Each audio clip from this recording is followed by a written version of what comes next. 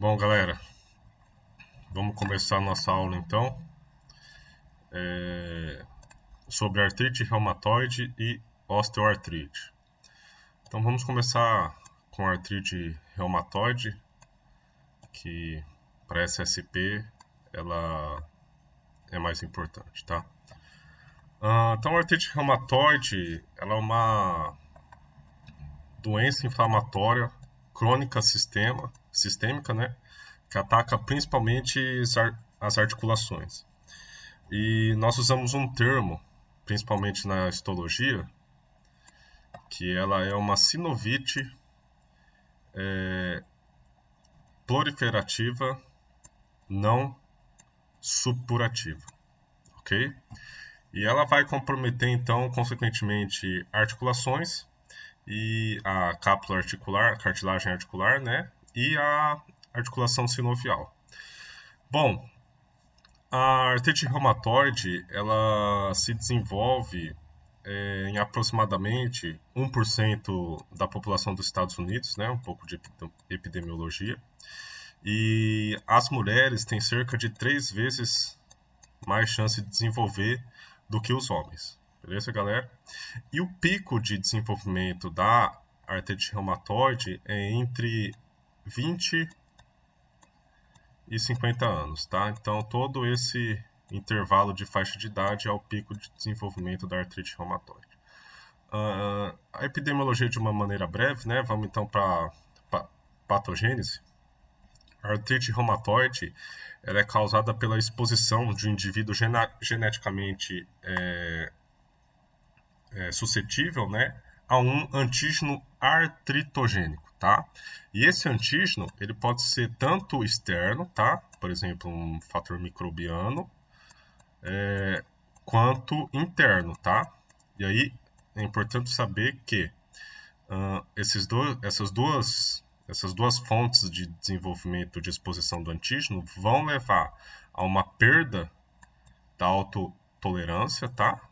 Perda da autotolerância e vai levar também a uma resposta imune crônica, tá? Então, adentrando mais um pouco mais fundo, a artrite reumatoide, cerca mais ou menos de metade dela é causada pela sucessão hereditária, tá? Então você tem, principalmente por causa de associação do alelo ALH, DRB1, tá? Não, acho que é DBR1, tá? DBR1. Isso vão aumentar a taxa de ligação, principalmente com esses antígenos artritogênicos, tá? E também outro fator genético é mutações do tipo mutações PTP-N22, tá? Que isso vai alterar uma proteína tirosina fosfatase, tá? Que consequentemente vai alterar a função das células T, ok? E as células T, elas são importantíssimas na patogênese da artrite reumatoide, tá? Então, alguns destaques são células T17 secretam alguns mediadores inflamatórios, principalmente a interleucina 17, que consequentemente vai ativar neutrófilos, tá? E monócitos. Temos também células TH1, tá? Aqui faltou um H. TH1, que vão secretar principalmente interferon do tipo gama e consequentemente vai ativar os macrófagos residentes e vai ativar as células sinoviais, tá? As células da sinóvia. Temos também, depois que esses macrófagos residentes são ativados, tá? Então vamos colocar macrófagos ativados, eles secretam principalmente fator de necrose tumoral, tá? E interleucina 1, que vai estimular com que essas células sinoviais comecem a produzir proteases, tá? E essas proteases, elas vão ser responsáveis por destruir a cartilagem hialina, tá? Destruição da cartilagem hialina. Então, basicamente, essa é a patologia em si. Mais importante, né? Também temos, por exemplo, os rank-Ls, tá? Rank-L na célula TH vão ser, nas células T, elas vão ser estimuladas mais a fazer uma reabsorção óssea, ok? Dentre essa patogenia que eu falei, consequentemente, o mais importante é o papel do fator de necrose tumoral, tá? Inclusive, no livro Goldman, ele fala que os antagonistas de TNF são, por exemplo, uma possibilidade de terapia farmacológica, ok? Dentro da sinóvia,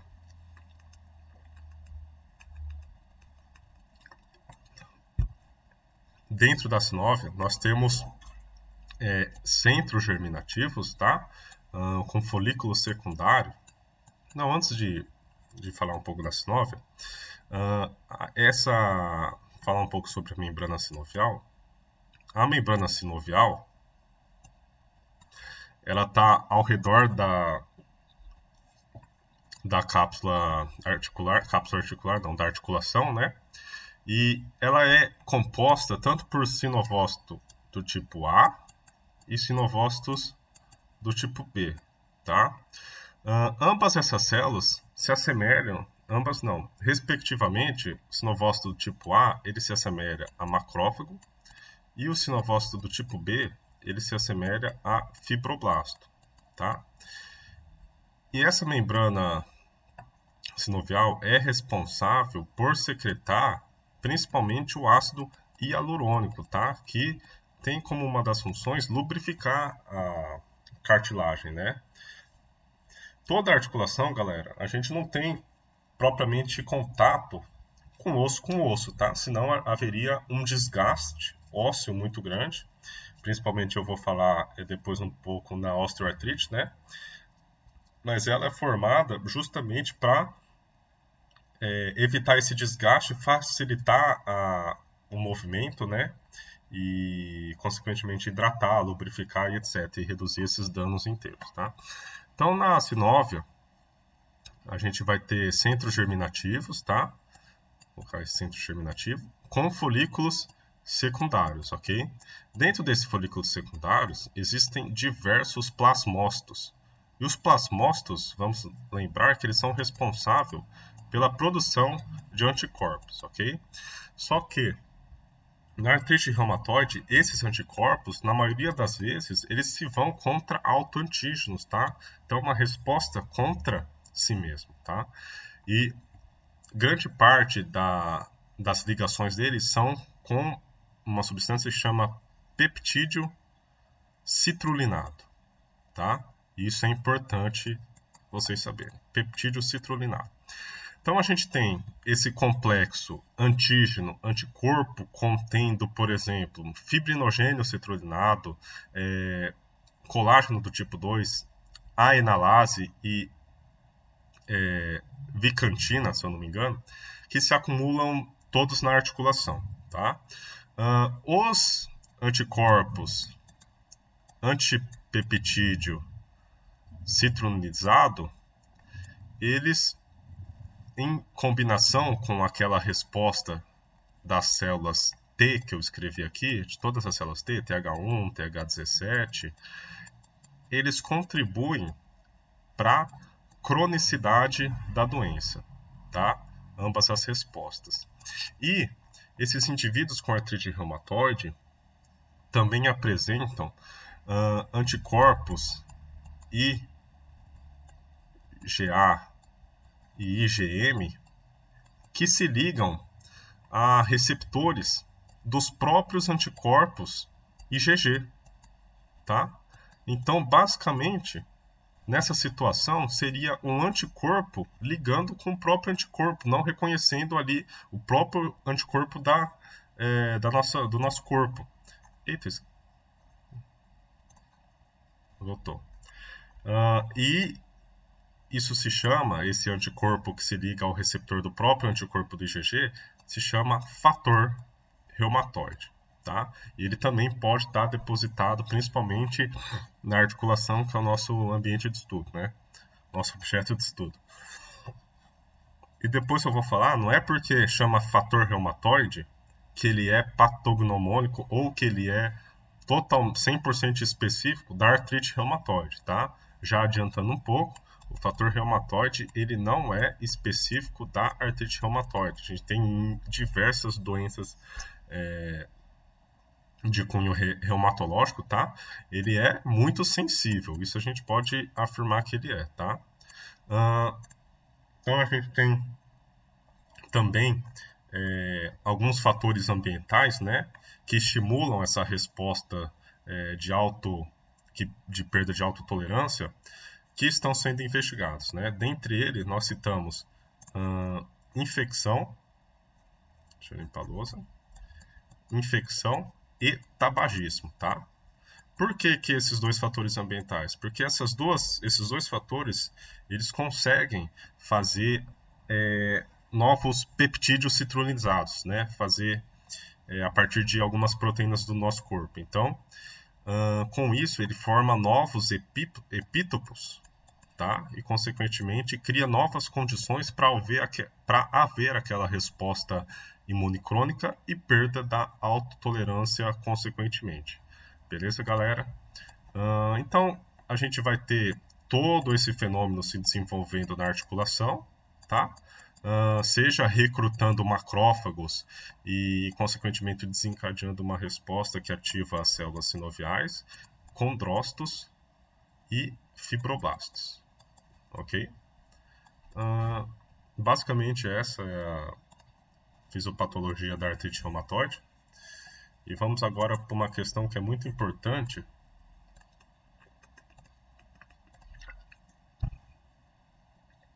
que seria uma questão muito importante, que seria as manifestações da artrite reumatoide. E aqui a gente tem que dividir em duas, tá? Vamos colocar manifestações. Primeiro nós temos que estudar as articulares, tá? Manifestações articulares. E depois temos que estudar as extra-articulares, né? Que seriam algumas respostas sistêmicas da doença, tá? Então vamos começar com as articulares primeiro. E nós vamos ter que a artrite reumatoide ela pode atingir praticamente toda a articulação sinovial, né? Seja ela de artrodial. Inicialmente nós temos acometendo as articulações metacarpofalângicas, tá? Interfalângicas proximal e metatarso-falângicas, tá? Com base no acometimento dessas articulações, depois pode acometer também punho, cotovelo, tornozelo, quadril e ombro, beleza? À medida que a doença vai se desenvolvendo, é lógico que ela vai avançando para outras articulações, né? E o tratamento pode limitar essa progressão da doença. Se não for limitado, posteriormente ela pode atingir algumas articulações especiais, né? Como a cricoaritenoide, a articulação temporomandibular e até mesmo a parte superior da coluna cervical, né? Principalmente no espaço C1, C2, tá?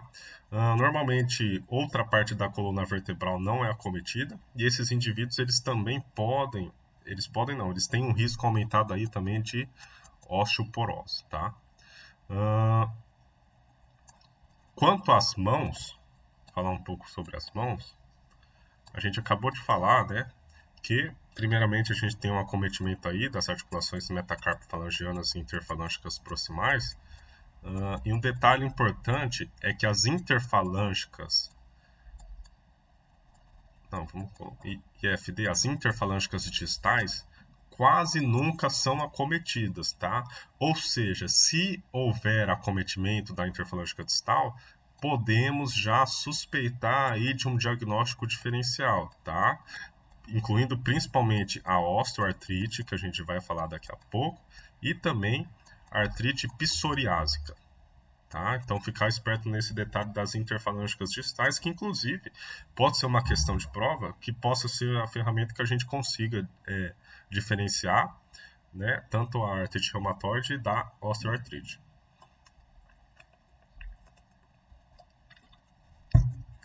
À medida que a doença vai avançando e não há tratamento, as funções da mão vão se deteriorizando, beleza? Pode chegar ao ponto de haver perda da função individual dos dedos, principalmente se houver acometimento dos tendões tendinos, tá? Da mão.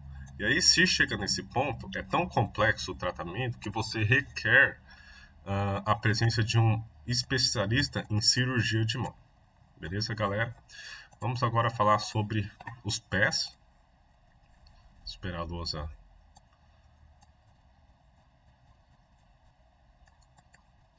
Quanto aos pés, nós temos principalmente a metatarso-falângica, tá?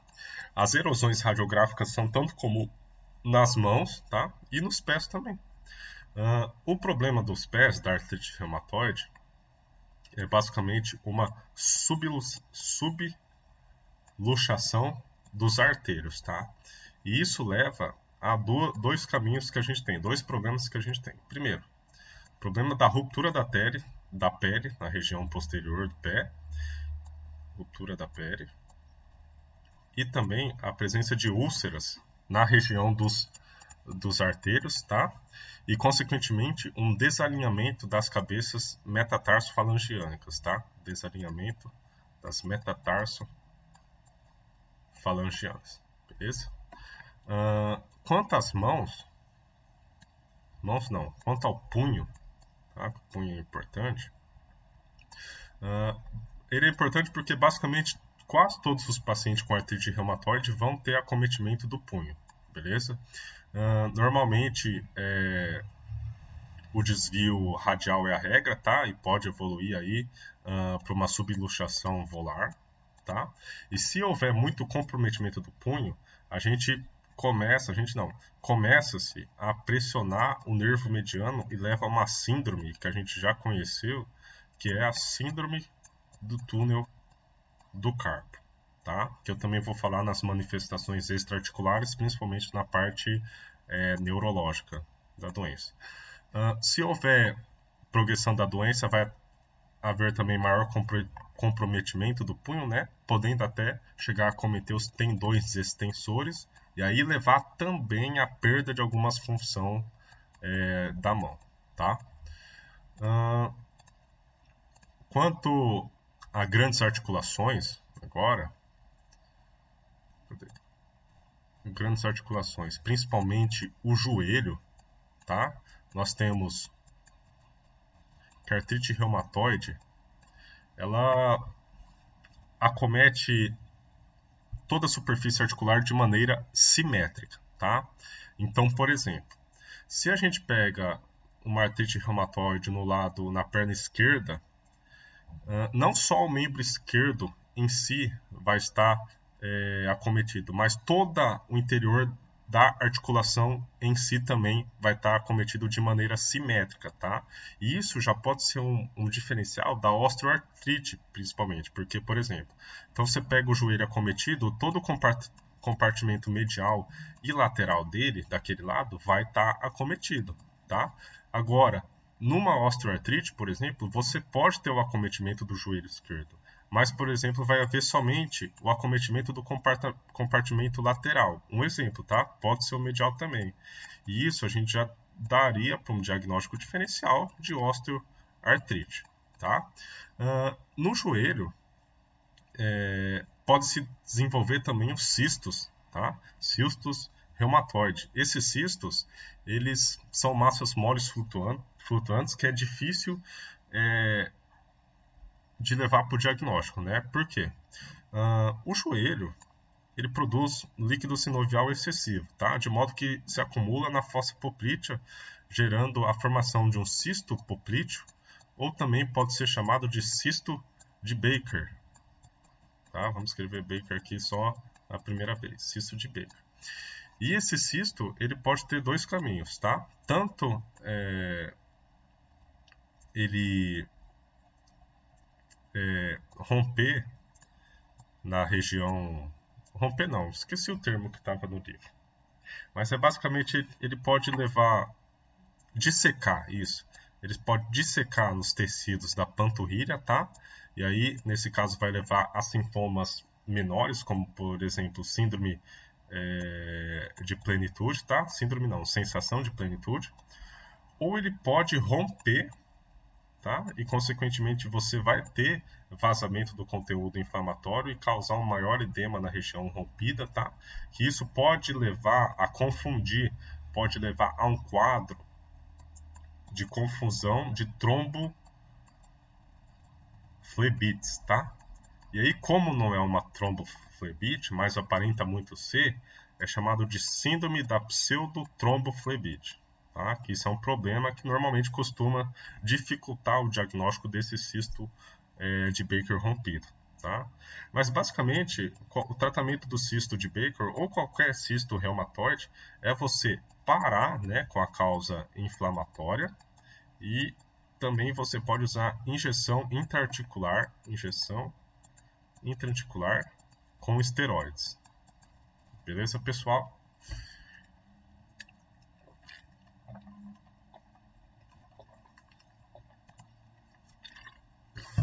Bom, acho que já falamos das principais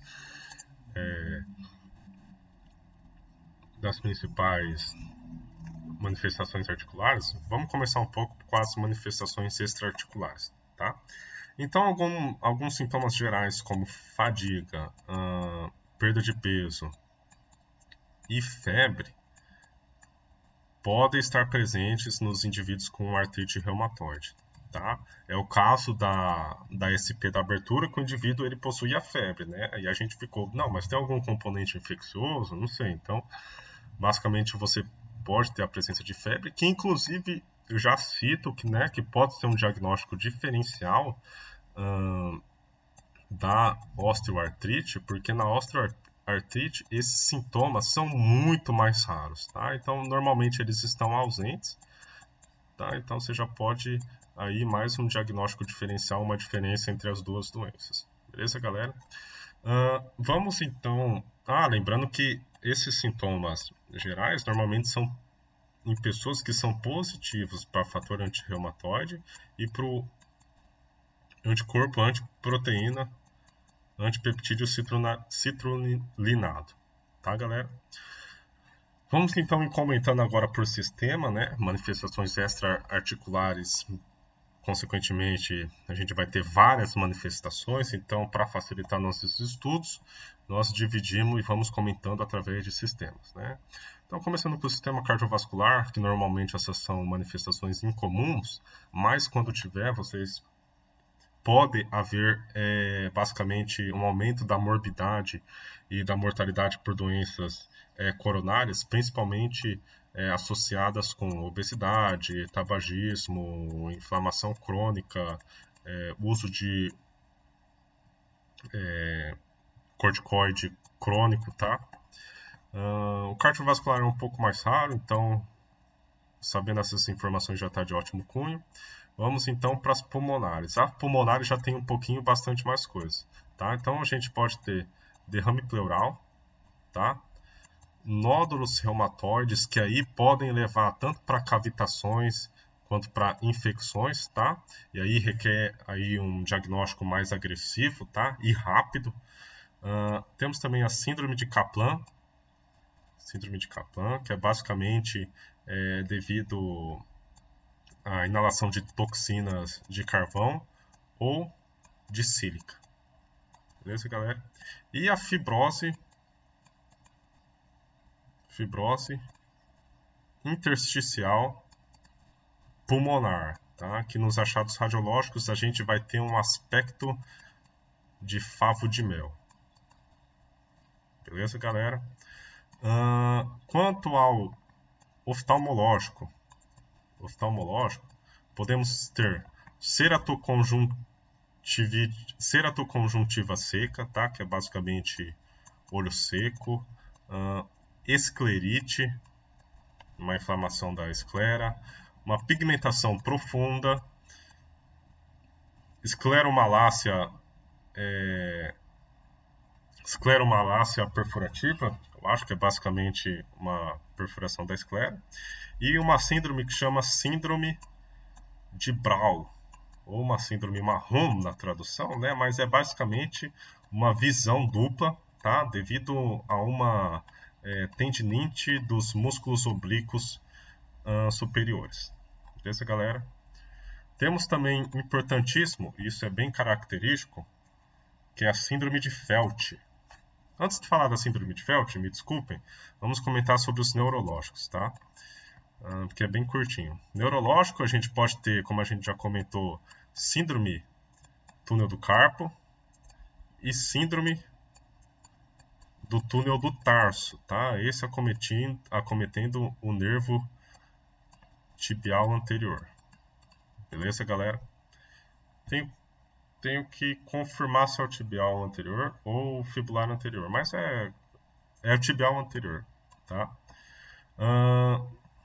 Agora, quanto à síndrome de Felt, que é característico, que é basicamente uma tríade composta por artrite reumatoide, esplenomegalia, esplenomegalia e neutropenia. Beleza, galera?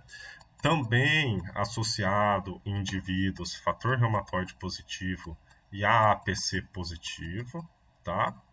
E pode estar acompanhada essa síndrome de Felt com algumas características, como hepatomegalia, trombocitopenia, febre e linfadenopatia. Tá? Se a neutropenia for muito grave, tá? Isso é caracterizado com menor de 500 células por UL, nós temos basicamente algumas características que podem ser mencionadas. Por exemplo, infecções bacterianas recorrentes, tá? Úlceras de perna crônica não cicatrizante e também pode ser indicado a esplenectomia. Beleza, galera? Acho que de manifestações extra-articulares esses são os principais, então vamos agora. Quanto ao diagnóstico da artrite reumatoide, você não tem nenhum achado patognomônico, tá? Tanto em exames laboratoriais ou tanto no exame físico. O que você vai ter vai ser uma coleções, né, de características que você pode tirar tanto na anamnese quanto no exame físico, beleza? E basicamente a artrite reumatoide ela pode ser classificada para duas finalidades. Primeiro, você tem para prática clínica, tá? E segundo, para estudos. E por que eu estou falando isso?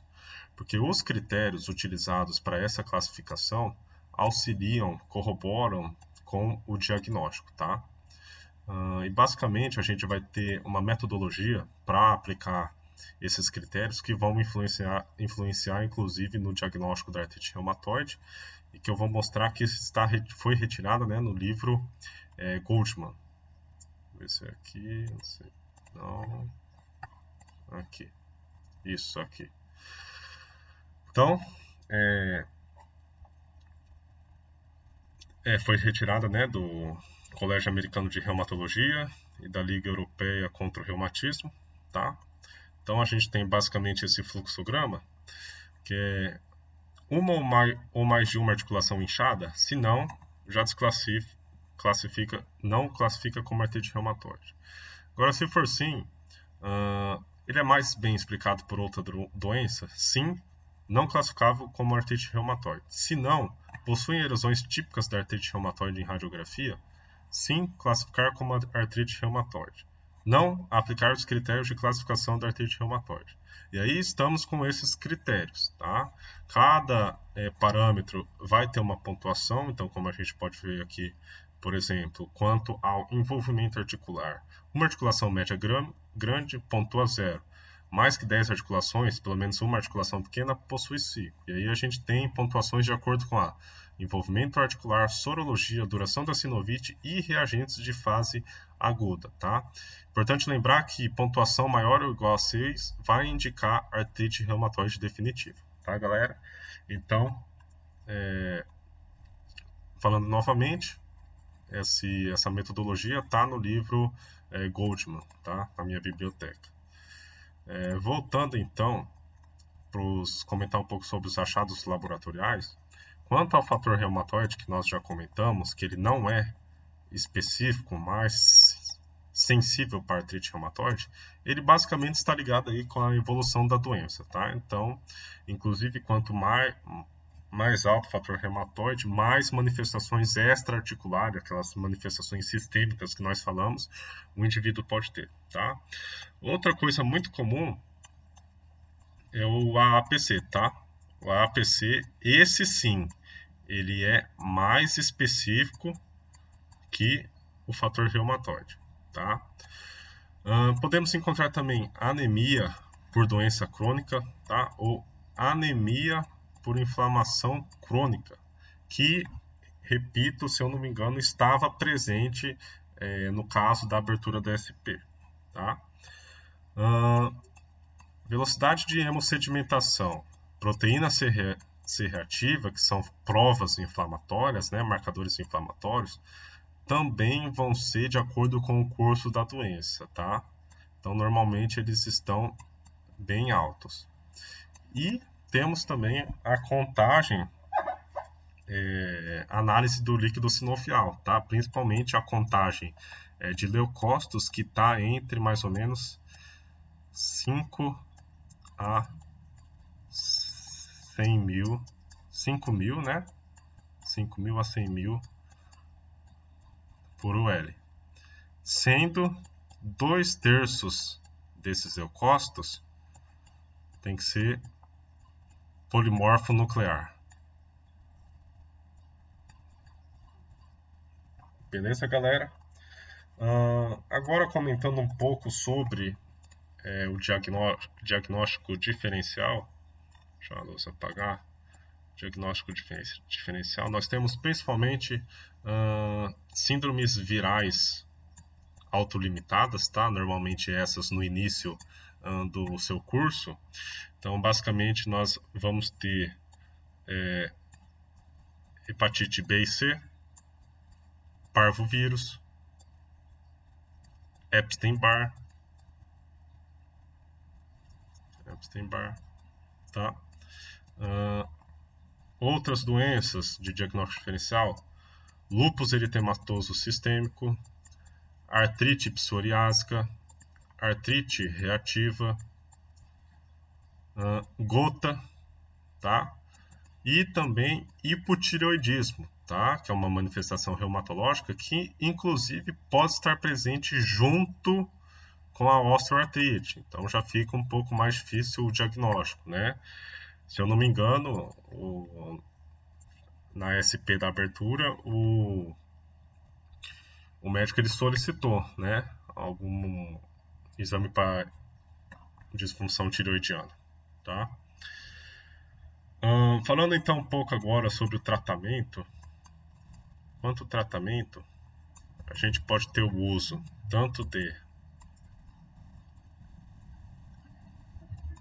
anti-inflamatório não esteroidal, corticoides e os DMARD, certo? Que pode ser tanto convencional ou biológico, tá? Então, começando com os AINE, nós temos basicamente que eles são mais para alívio sintomático da doença, né? Uma vez que eles não são capazes de alterar o curso da doença. Então, a gente usa principalmente, eu vou comentar também na osteoartrite, o celecoxib, que a gente já estudou ano passado e sabemos que ele é um inibidor seletivo da COX-2, tá? E sendo um inibidor seletivo da COX-2, nós temos menos efeitos colaterais, principalmente quando nós falamos efeitos cardiovasculares, gastrointestinais e renais, Beleza, galera? Quanto aos corticoide,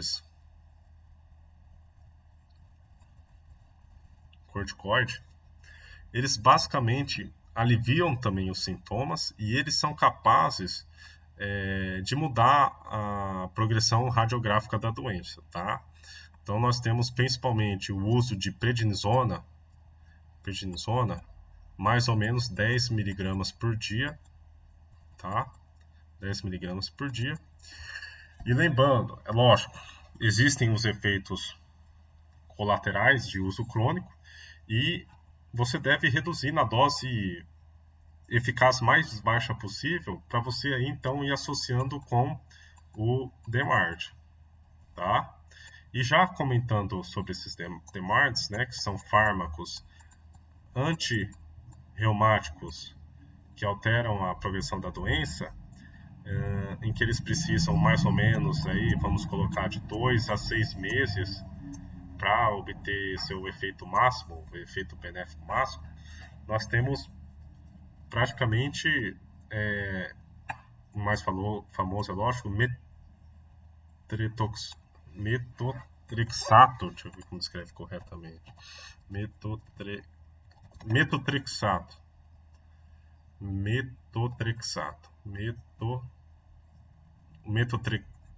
metotrexato, tá?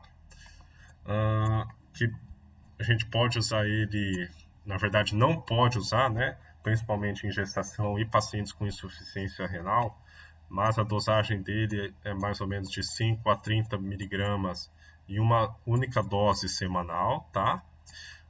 E os efeitos colaterais dele de uso crônico são basicamente úlceras orais, náusea, hepatotoxicidade, supressão da medula e pneumonite, tá?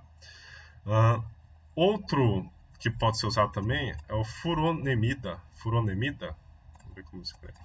Furosemida. Acho que é furosemida. Não é furosemida. Cadê o papel? Leflunomida. Esse daqui, galera. Leflunomida.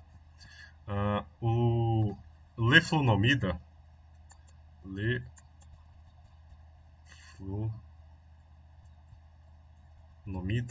ele é usado na dosagem de mais ou menos 10 a 20 miligramas, tá? Normalmente de 3 a 7 vezes na semana, tá? Ele é um antagonista da pirimidina e ele tem uma meia-vida muito longa também, que é uma vantagem de usar ele, tá? Outros fármacos que podemos usar para tratar artrite reumatoide são fármacos antimaláricos, tá? E aqui eu dou destaque principalmente para a hidroxicloroquina e a cloroquina. Quanto à hidroxicloroquina, desculpa, a gente tem mais ou menos uma dose de 200 a 400 miligramas por dia, tá? Outro fármaco que a gente pode usar é o sulfasalazina, tá?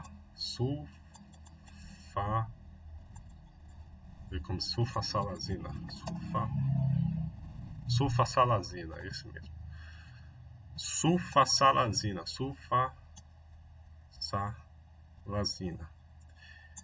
Esse usando cerca de 1 a 13 gramas dia. E isso é importante, esse fármaco é importante porque ele pode ser associado tanto com metotrexato quanto com a hidroxicloroquina, levando a uma terapia tripla. Beleza, galera? E o último fármaco que a gente pode usar é o minociclina. Que a gente usa ele mais ou menos 100 miligramas em 2 vezes ao dia. Só que ele está associado a uma maior ocorrência de lúpus induzido por fármaco. Beleza, galera? Eu acho que de artrite reumatoide está de bom tamanho. Vamos então para a próxima doença da SP, que é osteoartrite.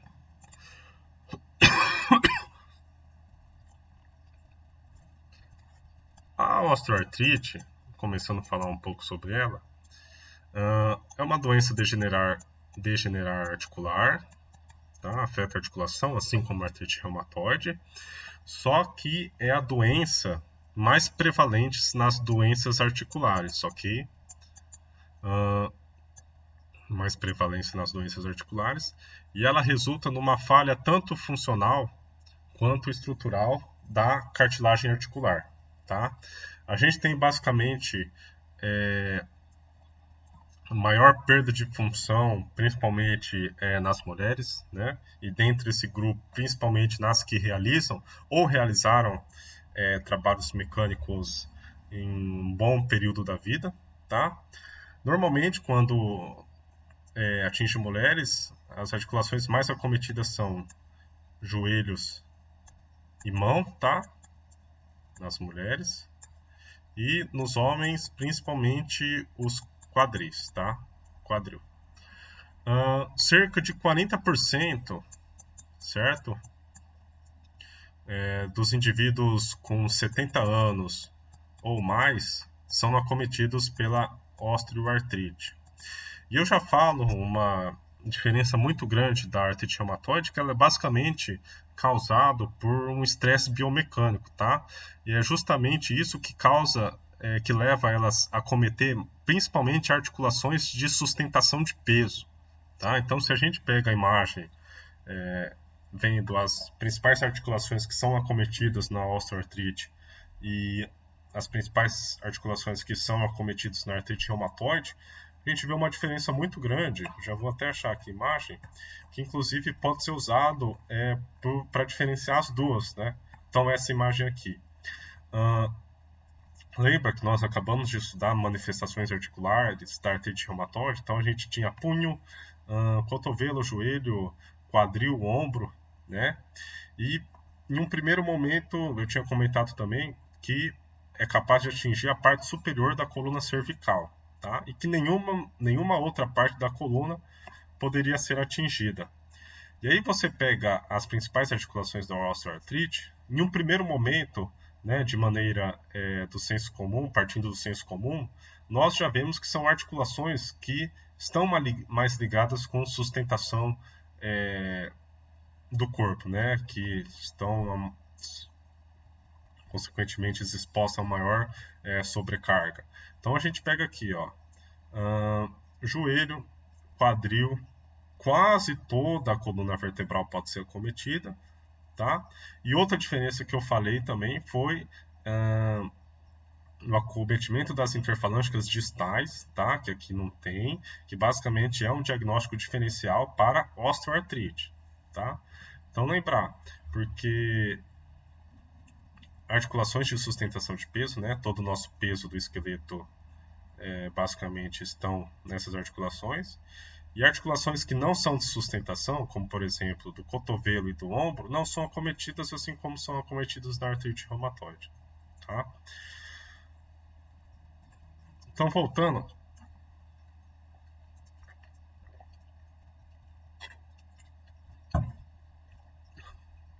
Na osteoartrite você tem principalmente uma degeneração, tá? Da cartilagem articular, somado com um reparo desorganizado, tá? Em que o estresse biomecânico é o principal fator da patogênese, tá? Inclusive, isso explicaria alguns trabalhos manuais que são de esforços repetitivos que contribuem muito para o desenvolvimento da osteoartrite, tá? Por isso que uma boa anamnese, uma boa coleta de informações é fundamental para o diagnóstico da osteoartrite, como nós vamos ver posteriormente, tá? Você pode ter também fatores genéticos envolvidos, principalmente polimorfismo de genes que codificam principalmente componentes da matriz extracelular e também moléculas de sinalização, tá? Que vão contribuir para a maior degeneração de condrócitos, tá? Os condrócitos, eles secretam proteoglicanos, tá? E à medida que a doença avança, você chega a uma etapa que a degeneração, ela ultrapassa a capacidade de síntese ou de reparo, tá? E é isso que acontece na patogênese, basicamente. Uma maior degeneração combinada com um reparo desorganizado, tá? Lembrando que esses condrócitos, eles também são responsáveis por secretar metaloproteases, tá? Que degradam a rede de colágeno do tipo 2. Beleza, galera? E aí, uma mistura de mediadores, como por exemplo, citocinas, fatores difusíveis, tanto de células sinoviais quanto dos condrócitos, mais prostaciclinas de uma inflamação, agora um pouco menor do que a artrite reumatoide, mais também óxido nítrico, todos contribuindo para o desenvolvimento da osteoartrite, tá? Desse desequilíbrio da osteoartrite. Você tem também influência de uma inflamação crônica, tá? Só que agora de baixo grau, tá? Porque ela é um pouco menor do que na artrite reumatoide, que também contribui para a patogênese da doença, principalmente através das citocinas e das prostaciclinas, tá?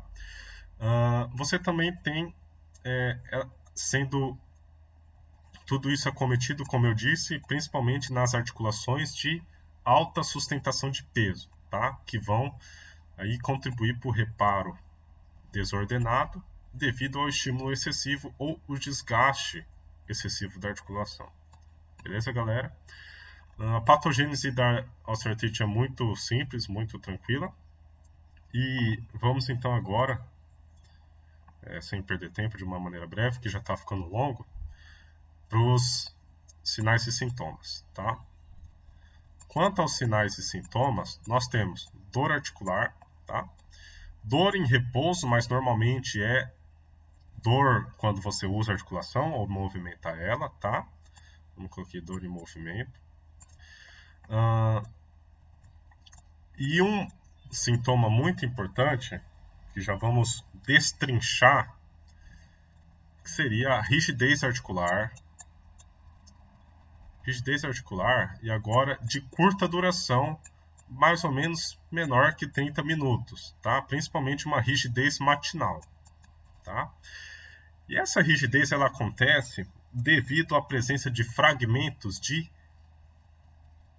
hialuronana.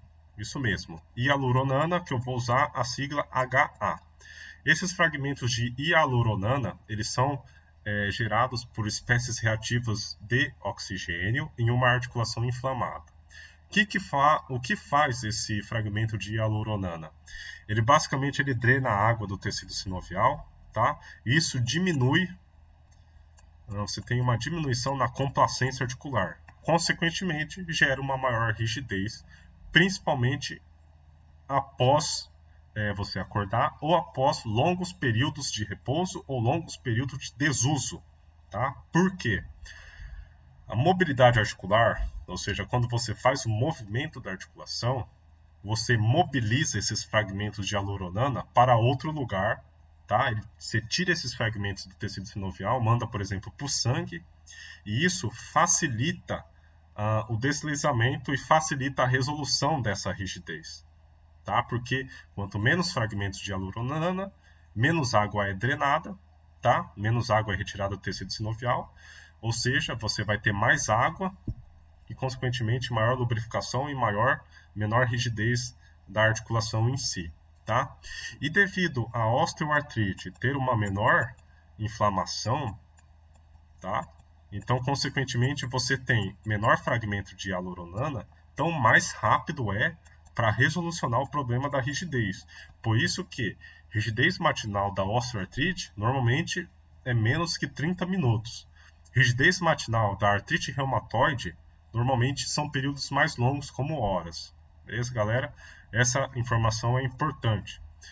Continuando com os sinais e sintomas, Temos também, deixa eu limpar a lousa, dor articular.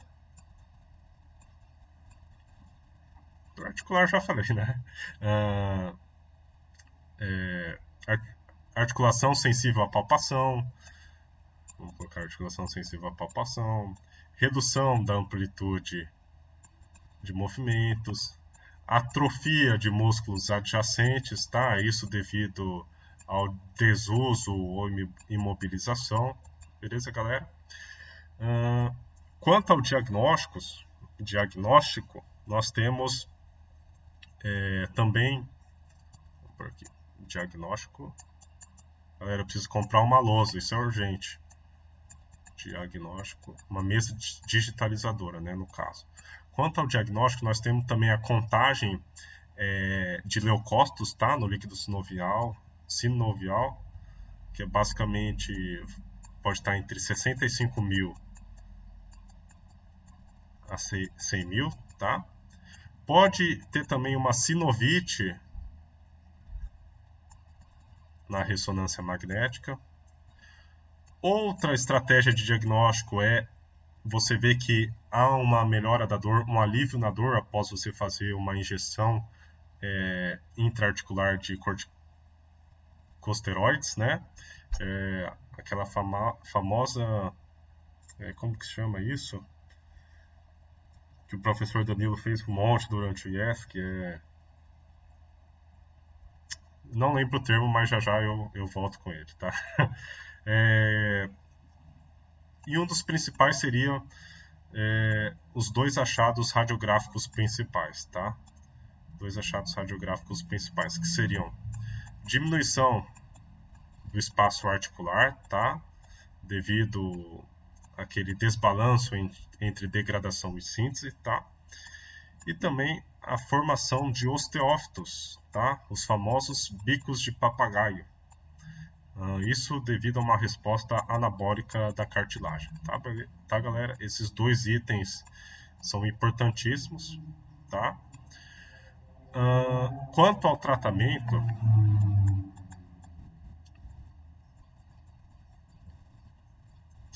da osteoartrite, nós temos exercícios em solo ou exercícios aquáticos, como por exemplo hidroginástica, treinamento de força muscular de baixo impacto, tá? Controle de peso, isso daqui é fundamental, galera. Você vê que, diferentemente da artrite reumatoide, que já tem mais uma origem autoimune, né? Uma origem inflamatória muito mais grande, a osteoartrite ela é devido principalmente estresse biomecânico, né? E para contribuir com isso em articulações de sustentação de peso, ou seja, quanto mais peso você tem, maior vai ser o desgaste articular que essa pessoa vai ter. Então, o controle de peso é fundamental para o tratamento da osteoartrite, tá? Também temos modalidades térmicas, talas e imobilização articular, e o famoso tratamento farmacológico, né? Que pode ser por paracetamol, AINE,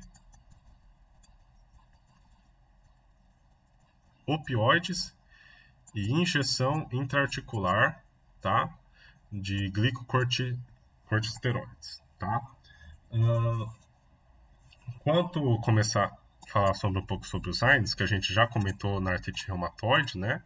Mas o principal anti-inflamatório aqui usado, deixa eu apagar a lousa, é também o celecoxib, porque, repito, ele é um inibidor seletivo da COX-2, tá? Então você tem, consequentemente, menos efeitos colaterais, principalmente efeitos cardiovasculares, gastrointestinais e renais, tá? E ele é utilizado, na posologia de 200 miligramas por dia, tá? E lembrar, lógico, ele reduz efetivamente os sinais e sintomas, né? Só que tem essa questão dos efeitos crônicos colaterais, tá, galera? Quanto aos corticoides, podemos usar também a prednisona e também maior do que 10 miligramas por dia. Deixa eu confirmar aqui. Isso, normalmente usa 10 miligramas por dia somente, tá?